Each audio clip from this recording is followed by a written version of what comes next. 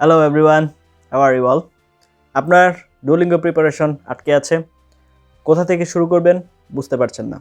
কিভাবে শুরু করবেন? Materials is really limited. কোনো অর্গানাইজড ওয়ে খুঁজে পাচ্ছেন না। 7 দিনের ভিতরে আপনার পরীক্ষা দিতে হবে, 15 দিনের ভিতরে আপনার পরীক্ষা দিতে হবে। আপনার সেমিস্টার ছুটে যাচ্ছে, খুব শীঘ্রই স্কোরটা সাবমিট করা প্রয়োজন। এই জায়গাটাতে যদি আপনি থেকে থাকেন, আজকের ভিডিওটি শুধু আপনার জন্য। Welcome to my channel blueberry BD. আপনারা অলরেডি জানেন যারা আমাকে আগে থেকে দেখছেন, আর যিনি নতুন দেখছেন তাকে ওয়েলকাম। আমি চেষ্টা করছি ল্যাঙ্গুয়েজ প্রফিসিয়েন্সি টেস্টের জন্য, টেস্টের একটা স্কোরের জন্য যেন আপনার বিদেশ যাত্রা আটকে না থাকে, আপনার উচ্চশিক্ষার স্বপ্ন থেকে যেন আপনি বঞ্চিত না হন। আজকে বাংলাদেশের স্টুডেন্টদের 95% স্টুডেন্ট যারা ডুওলিঙ্গো টেস্ট অ্যাটেম্পট করে থাকে, তাদের যেখানে সবচেয়ে বড় সমস্যা সেটা হচ্ছে স্পিকিংয়ের কিউ কার্ডের যে পার্টটা রয়েছে 1 থেকে 3 মিনিট আমাকে যে বলতে হচ্ছে, এই জায়গাটাতে এসে প্রবলেম ফেস করে না এমন স্টুডেন্ট বাংলাদেশে খুব কম আছে। এবং এটার উপরে আমি খুবই ইন ডিটেলস এবং ইন ডেপথ আজকে কিছু আলোচনা করব। দয়া করে আপনার জীবনের মহামূল্যবান সময় থেকে আমাকে যদি 5 মিনিট সময় আপনি দেন, আশা করি সেই সময়টা আমি যথাযথভাবে কাজে লাগানোর চেষ্টা করব। সো চলে আসি আমরা আমাদের আলোচনায়। স্পিকিং পার্টে, বিশেষ করে ডুওলিঙ্গো টেস্টের স্পিকিংয়ের যে অংশটা রয়েছে সেইখানে আপনার হচ্ছে 1 থেকে 3 মিনিট বলতে হয়, একটা টপিক আসে। এই টপিকটা মূলত স্কোরের যে ফাংশনটা সেটা হচ্ছে প্রোডাকশন পার্টে এটার হচ্ছে প্রভাব পড়ে, এবং আমাদের বাংলাদেশের স্টুডেন্টদের ম্যাক্সিমামেরই স্কোরটা খারাপই হয় হচ্ছে প্রোডাকশন পার্টে। তো আশা করি আজকের ভিডিওটি আপনার জন্য হেল্পফুল হতে যাচ্ছে। তো কোয়েশ্চেনে চলে আসি। একটা টপিকের এগেনস্টে আমাকে 1 থেকে 3 মিনিট বলতে হবে। আমি আপনাদেরকে কম্পিউটার স্ক্রিনে নিয়ে যাব, সরাসরি একটা রিয়েল টপিক।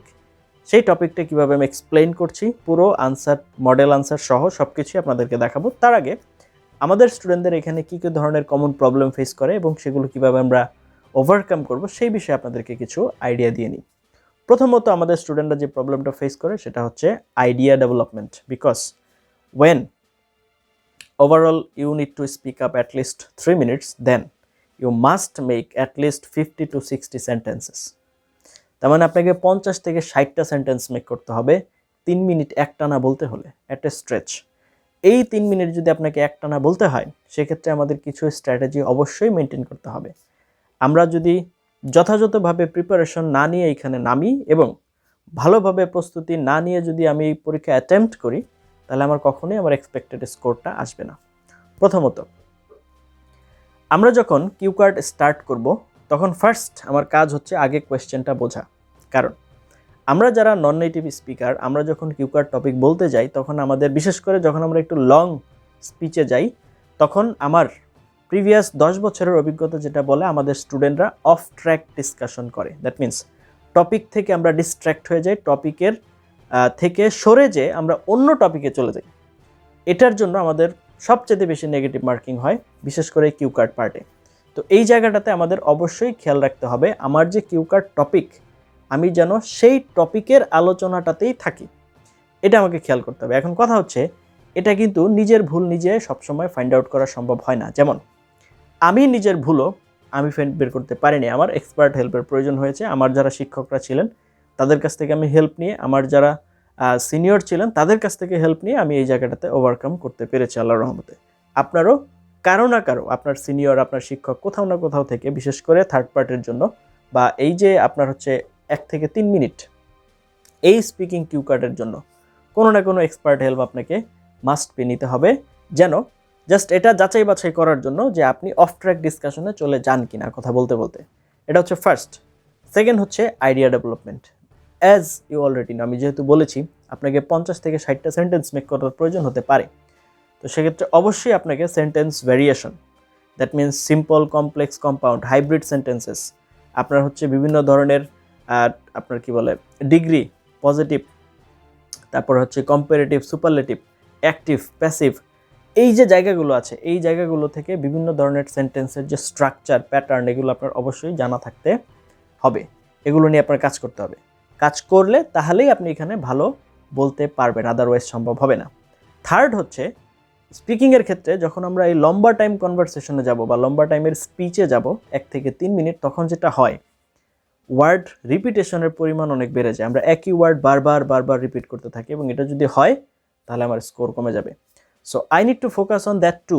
আমাদের স্টুডেন্টদের এগুলো হচ্ছে কমন মিস্টেক্সের মধ্যে এগুলো পড়ে, এই জন্য আমি ডিসকাস করে দিচ্ছি যে আমরা হচ্ছে বারবার একই ওয়ার্ডকে নিয়ে আসি এবং মোর লাইকলি আমরা হচ্ছে সহজ যে ওয়ার্ডগুলো আছে সেগুলোই ব্যবহার করি কথা বলার সময়।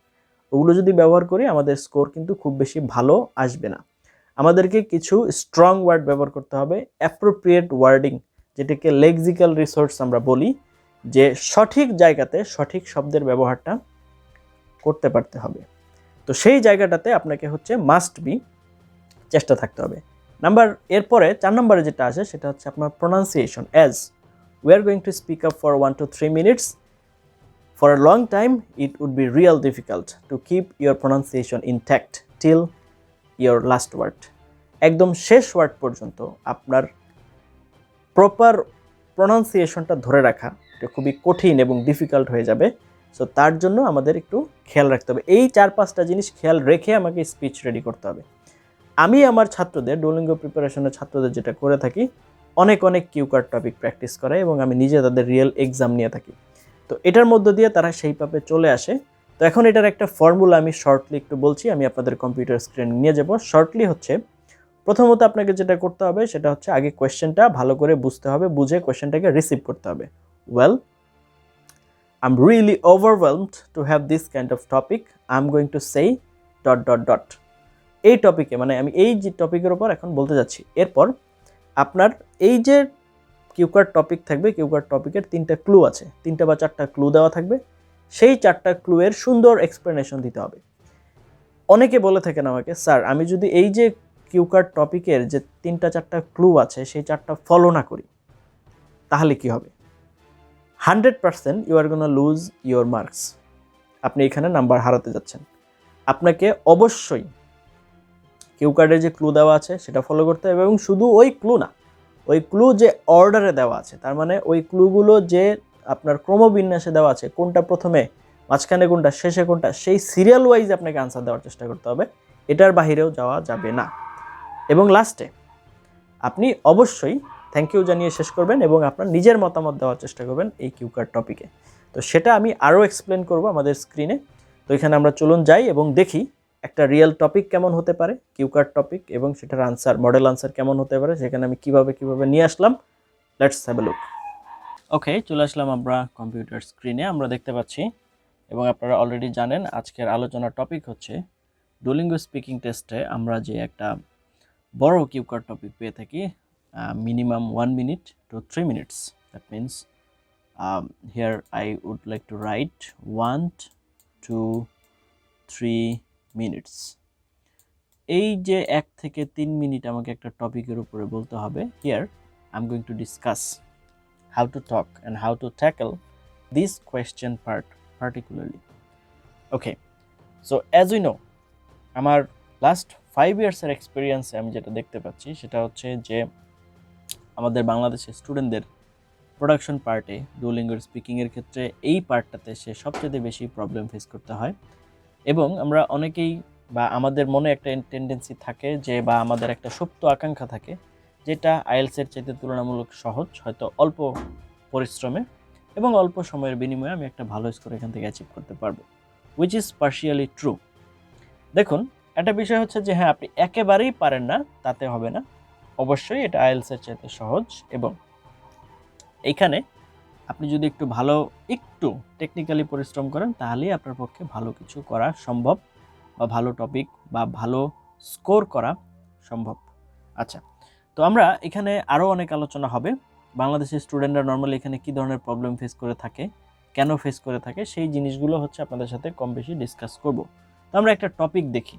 আপনি এই যে এখানে আপনাকে বলা হবে you have to speak at least 1 to 3 minutes, এর ভিতরে আপনি কি পাবেন, কেমন কোয়েশ্চেন পাবেন।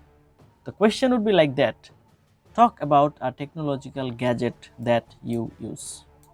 এখন এই টেকনোলজিক্যাল গ্যাজেট মোবাইল হতে পারে, এই টেকনোলজিক্যাল গ্যাজেট ল্যাপটপ হতে পারে, এই টেকনোলজিক্যাল গ্যাজেট আপনার হচ্ছে একটা স্মার্ট ওয়াচও হতে পারে, এনিথিং, যে কোনো একটা টেকনোলজিক্যাল গ্যাজেট নিয়ে আপনার কথা বলতে বলা হয়েছে। আচ্ছা, তো যখন আমরা এই টেকনোলজিক্যাল গ্যাজেটটা নিয়ে কথা বলবো তখন আমরা এই যে ক্লুগুলো ফলো করব। কেন? এখন প্রশ্ন হচ্ছে, আমাকে অনেকে বলে স্যার আমি যদি এই ক্লু উলট পালট করি, অনেকেই আমাকে জিজ্ঞেস করে যে আসলে স্যার আমি যদি এই যে লাস্ট যে ক্লু এর আনসার এটা শুরুতে দিই, তারপরে হচ্ছে ফার্স্টেরটা যেটা এটা হচ্ছে মাঝখানে দিই, এবং এই মাঝখানেটা যেটা এটা যদি আমি শুরুতে নিয়ে আসি, দ্যাট মিনস আপনি চাচ্ছেন you would like to shuffle, right? আপনি এটাকে শাফল করতে চাচ্ছেন, যে কোনোটা যে কোনো জায়গায় চলে যেতে পারে। এখন প্রশ্ন হচ্ছে এটা টোটালি রং ডিসিশন, এটা করা যাবে না। এখন আপনার মনে প্রশ্ন আসতে পারে কেন স্যার এটা কেন করা যাবে না? সেক্ষেত্রে আমি আপনাকে বলবো, যেমন দেখুন আপনি যখন আপনার পরিচয় দেন তখন কি আপনি আগে আপনার নিজের নাম বলেন, নাকি আপনি আগে আপনার হোম ডিস্ট্রিক্টের নাম বলেন, নাকি আপনি আগে আপনার দাদার নাম বলেন? সর্বপ্রথম আপনার পরিচয় দেওয়ার সময় আপনি কিন্তু আপনার নিজের নাম বলে থাকেন, রাইট? তো নিজের নাম যদি আপনি বলে থাকেন তাহলে অবশ্যই এটারও একটা সিকোয়েন্স আপনাকে ফলো করতে হবে, এবং এটার জন্যই ওরা সবচেয়ে বেশি সুবিধা করে দিয়েছে আমাদের জন্য, যে ওরা একটা সিকোয়েন্স নিজেরাই করে দিয়েছে, যে ওরা আসলে কোন সিকোয়েন্সে আনসারটা চাচ্ছে আমরা সেই সিকোয়েন্সটাই ফলো করব। প্রথমে যখন বলা হয়েছে talk about a technological gadget, তো প্রথমে আমরা হচ্ছে জিনিসটা কি সেটার কথা বলবো, তারপর হচ্ছে আমি এটা কিভাবে পেয়েছি সেটার কথা বলবো, তারপর হচ্ছে আমি সেটা কিভাবে ব্যবহার করি সেটার কথা বলবো। এই তিনটা স্টেপ ফলো করে যদি আমি যাই তাহলে আমার জন্য কথা বলাটা অনেক ইজি হয়ে যাবে। It will be much easier than any time ever, because if I want to construct, I want to synchronize, I want to cement these kind of structures by myself, it would be real tough within a short time, as we don't have enough time to prepare ourselves. আপনাকে এটা মাথায় রাখতে হবে যে Duolingo test কারা দিতে চাচ্ছে। এক, যারা দুর্বল, আইএলস অনেকে দিয়েছে কিন্তু ভালো স্কোর আসছে না, অথবা আইএলস দিতে চাচ্ছে না, ভয় পাচ্ছে, অথবা সময় খুবই কম।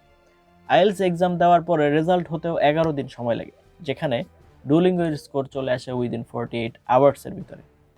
সেই জায়গাটাতে যে দ্রুত সময়ে অল্প পরিশ্রমে কাজটা করতে যাচ্ছে সে কিন্তু মোটামুটি একটু দুর্বল, তার জন্য নিজে থেকে তৈরি করাটা অনেক টাফ। এই জন্য আই অলওয়েজ প্রিফার 100% হচ্ছে ওরা আপনাকে যে সিনক্রোনাইজেশন দিয়েছে সেটা ফলো করুন, আপনার জন্য ইজি হবে। এবার আমি আপনাদেরকে একটু এক্সপ্লেনেশনে নিয়ে যাই যে ওরা কিভাবে এক্সপ্লেইন করলো, আমি মডেল আনসারটা কিভাবে দিয়েছি। দেখুন, হোয়াট ইজ ইট। প্রথমে আমরা যে আনসারটা শুরু করব সেটা আগে একটা গ্রিটিংস দিয়ে শুরু করব। কিভাবে দিলাম দেখুন, well thank you sir for providing me this cue card, and my topic is about a technological gadget that I tend to use. এখন কথা হচ্ছে এখানে একটা টেকনিক্যাল ফল্ট আছে, এটা আমি ইচ্ছা করে দিয়েছি, আপনারা কেউ ধরতে পেরেছেন কিনা আমি ধরে দিচ্ছি। সেটা হচ্ছে এই যে স্যার, আপনি কিন্তু এক্সামটা দিবেন কম্পিউটারের সামনে বসে, সুতরাং আপনি যদি স্যার এখানে মেনশন করেন দ্যাট উইল বি আ রং, এটা একটা ভুল হবে। সো আমরা কি বলবো, well thanks for providing me this cue card, and my topic is about a technological gadget that I tend to use. এভাবে আমরা যাব, দ্যাট মিন্স আমরা কোনো পার্সনকে এখানে মিন করব না। আচ্ছা, আসলাম, এবার আসি তারপর।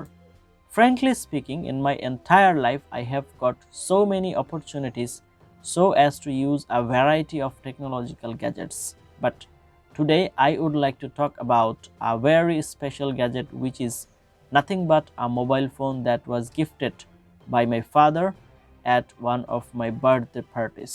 That means প্রথমটা হচ্ছে হোয়াট ইজ ইট বললাম, এই যে গ্যাজেট মোবাইল ফোন, এবং হচ্ছে আপনার who gave it to you সেটার আনসারও দিয়ে দিলাম। আচ্ছা, এইবার একটা পার্ট আমার বাকি আছে, সেটা হচ্ছে why do you use it. Actually there is an increasing number of reasons why I use this particular gadget. At the very outset of the speech, I would like to say that with the help of this particular tool, I can have easy access in order to keep in touch with my family members along with my friends. Another most important point is that as the particular device tends to have a wide range of entertainment sources, I can watch and listen at a variety of songs that have a catchy tune. Last but not least, it also has an opportunity to surf the internet that incredibly helps me out to perform my daily affairs. এইভাবে আপনার জিনিসটাকে গুছিয়ে নিতে হবে। প্রথমত হচ্ছে আমরা খেয়াল রাখবো এই 3টা কোয়েশ্চেনের আনসার দিব। এই 3টা কোয়েশ্চেনের আনসার দিতে যে আমরা যখন একটা পরিপূর্ণ স্টেটমেন্ট মেক করব, একটা স্টেটমেন্ট বা একটা লজিক মেক করতে গেলে আমার একটা ফর্মুলা ফলো করতে হবে। একটা লজিক যদি আমি মেক করতে যাই বা একটা ফুল কনস্ট্রাক্টেড সেন্টেন্স যদি আমি তৈরি করতে যাই, তাহলে তার 3টা ধাপ: স্টেটমেন্ট, এক্সাম্পল প্লাস এক্সপ্লেনেশন। ঠিক আছে, এ হচ্ছে আমার এভাবে। দেখুন কিভাবে। Actually there is an increasing number of reasons why I use this particular gadget. ঠিক আছে, এটা হচ্ছে আপনার ইন্ট্রো দিয়ে শুরু করলাম এই প্যারার। At the very outset of the speech, I would like to say that with the help of this particular tool, I can have easy access in order to keep in touch with my family members along with friends. এখানে এই যে লাইনটা, এটা হচ্ছে আমি কি করলাম, একটা স্টেটমেন্ট করলাম। ওকে, তো স্টেটমেন্ট করলাম কেন? যে আমি হচ্ছে তাদের সাথে সহজে যোগাযোগ করতে পারি। এরপরে কি, another most important point is that as the particular device tends to have a wide range of entertainment, সেটার একটা এক্সাম্পল দিলাম আমি তাদের সাথে কিভাবে কানেক্টেড থাকতে পারি। এবং তারপরে হচ্ছে এক্সপ্লেনেশন, যে last but not list it also has an opportunity to serve the internet. তার মানে আমার ফুল একটা প্যারা কমপ্লিট করতে গেলে আমার একটা স্টেটমেন্ট লাগবে, তার হচ্ছে প্লাস এক্সপ্লেনেশন লাগবে, প্লাস তার এক্সাম্পল লাগবে। এই জিনিসটা কিন্তু আমার লাগবে। তো এগুলো যদি আমার থাকে তাহলে আমার পরিপূর্ণ আনসারটা কমপ্লিট হবে, আদারওয়াইজ কিন্তু হবে না। তাহলে আমি আমাদের ক্লাসকে যদি আবার একটু কি বলে রিকল করাই আপনাদেরকে, রিকল করতে গেলে আমাদেরকে আমি যেটা মনে করে দিব আপনাকে জাস্ট, সেটা হচ্ছে যে আপনি যখন টপিকটা পাবেন, টপিকটা পাওয়ার পর উইদিন 3 to 5 সেকেন্ডস এটাকে একটু ভালোভাবে মাথায় নেবেন। তারপর আপনি আপনার সিরিয়াল অনুযায়ী এই যে কোয়েশ্চেনগুলো থাকবে সেগুলোর আনসার দিয়ে যাবেন। আর যেখানে এক্সপ্লেইন করার দরকার হবে সেখানে আপনি 3টা ধাপ ফলো করবেন। প্রথমে হচ্ছে স্টেটমেন্ট থাকবে, তারপর হচ্ছে এক্সপ্লেনেশন থাকবে, তারপর হচ্ছে এক্সাম্পল থাকবে।